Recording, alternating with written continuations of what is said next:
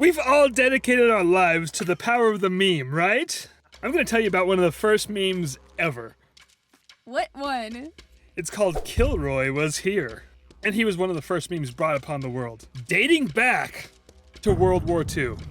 What? Yeah, way back then. You didn't think memes have been around that long, have you? Yeah, Did you? No. This is a lie. Conspiracy theory, fake. Fake memes! There's no fake memes! Maybe.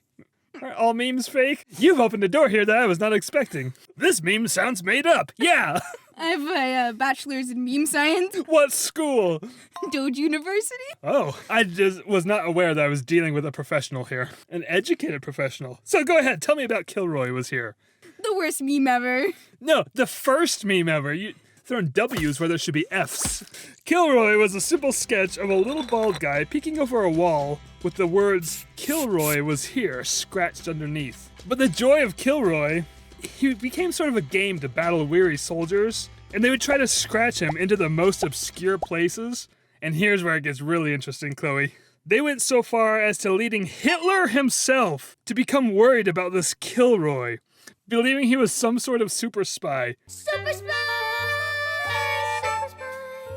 You scared of a meme? Yeah! Anyway, Kilroy's popularity endures to this day, showing up in Bugs Bunny cartoons, New Zealand postage stamps, and even at the beginning of the opening credits to the show Community. Whoa.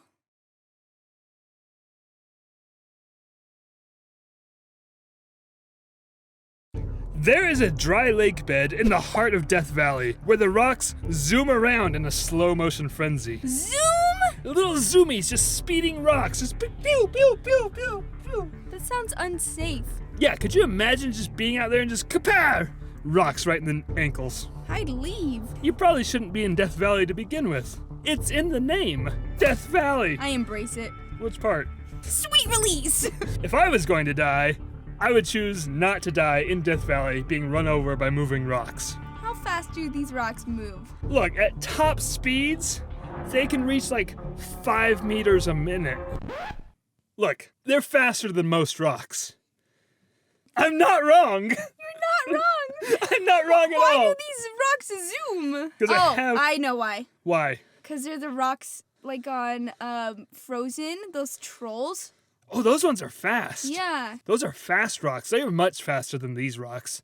But those are Nordic rocks. The rocks of Norway are far quicker than the rocks of Death Valley. They have a higher standard of living there.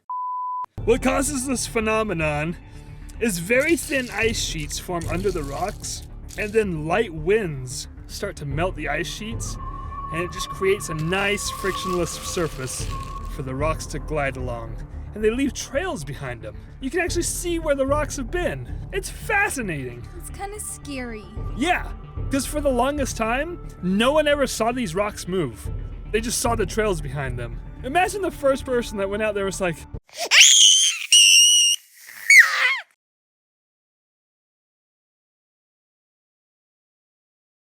in the winter of 1846 through 1847, the infamous Donner Party were on their way to California like many settlers before them, and they became stranded high in the Sierra Nevada mountains due to heavy snowfall. They had a great time.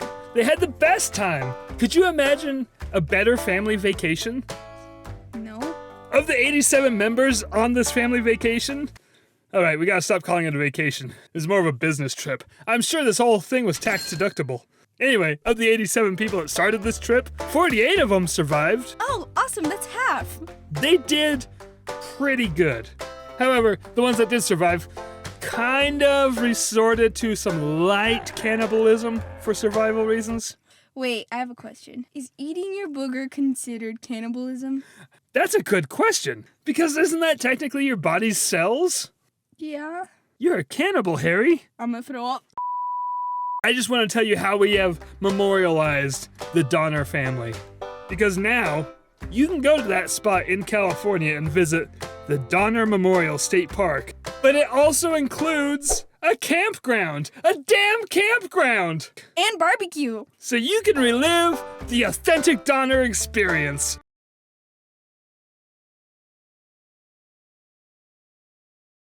In 1898, radium was discovered and hailed as a miracle element whose existence promised a bright future. Ooh. Yeah, that sounds nice, doesn't it? Yeah. So naturally, the humans exploited it. Within 40 years, radium could be found in many everyday products, including lipstick, chocolate, watches, and even chicken feed. They put it in chicken feed in the hopes that, at most, the chicken would lay eggs that self-cooked, and at the very least, the chicken would lay eggs that self-incubated. Ew. So they knew it was cooking their eggs? Apparently, eventually it was discovered that radium's bright future was actually a deadly radioactive glow, and people began to develop radium poisoning and cancer. No! That will happen. Yeah. Even though the craze had lasted for so long, the scientific community were warning of the dangers of radium as early as 1903. Huh. It's almost like scientists kind of warn people about things. Are you insinuating that there is some sort of modern day allegory that we could all learn from this? No.